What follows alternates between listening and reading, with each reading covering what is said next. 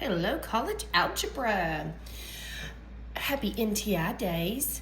Let's get through a couple of these from the slides so that you'll know how to get going while we're trying to get going in this snow.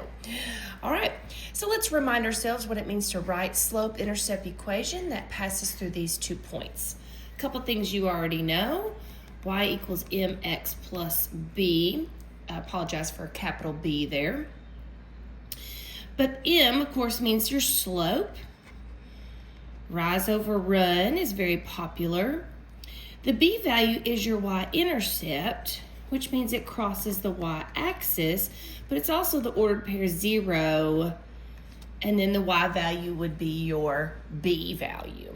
Unfortunately, ordered pairs could be your y-intercept, but even though I see a 0, neither of these are the y-intercept.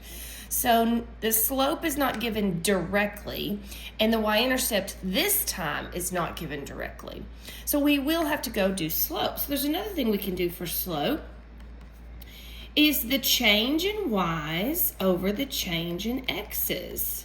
Now I say the change in y's and the change in x's because for those of you that are visual, you might visually graph these two ordered pairs and see where they end up. Others of us that are more algebra based, we love this formula. So 4, 0 would be here, and negative 2, 4 would be about here.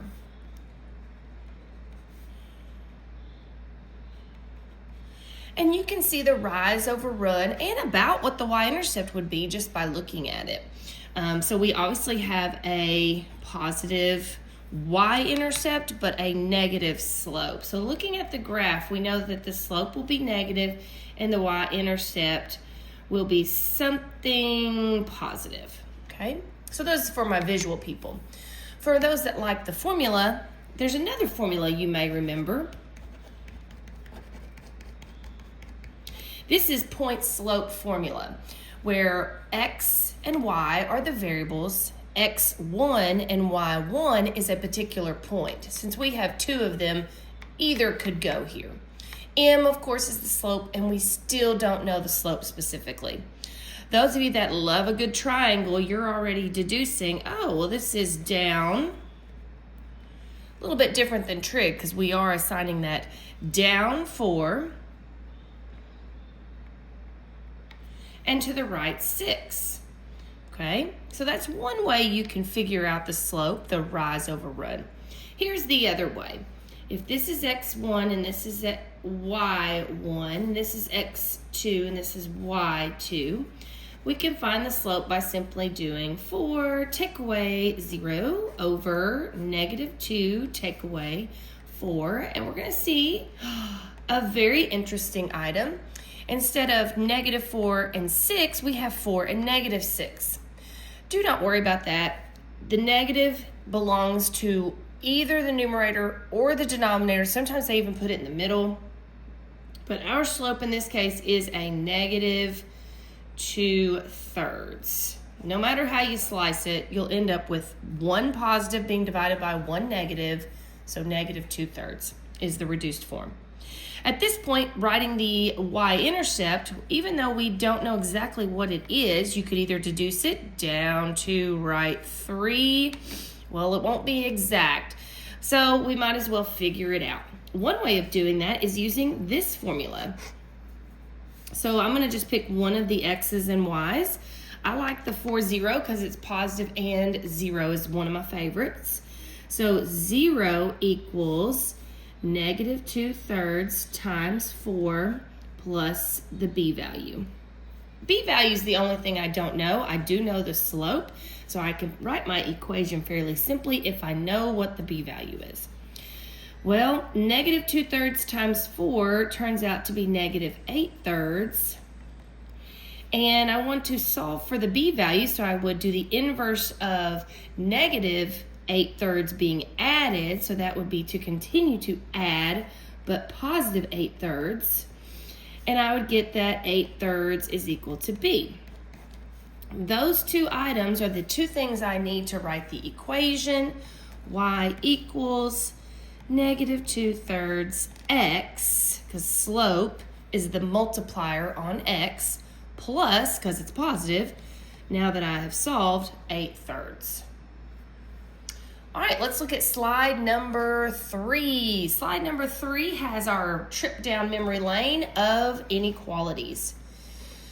So inequalities are just like equations, but what if I have two inequalities? What? Okay, that's called a compound inequality. And you can think of it one of two ways. The way it's written there, we can think of it just like that, solve it just like that, no changes needed. But just for the fun of it, I want to show you how else you can write it. Okay, so I'm getting out another sheet of paper here because I'm running out of room already. Okay, so this compound inequality, negative 2 is less than 1/2 of the group 2m plus 4, which is also less than or equal to 15. So I could solve it separately,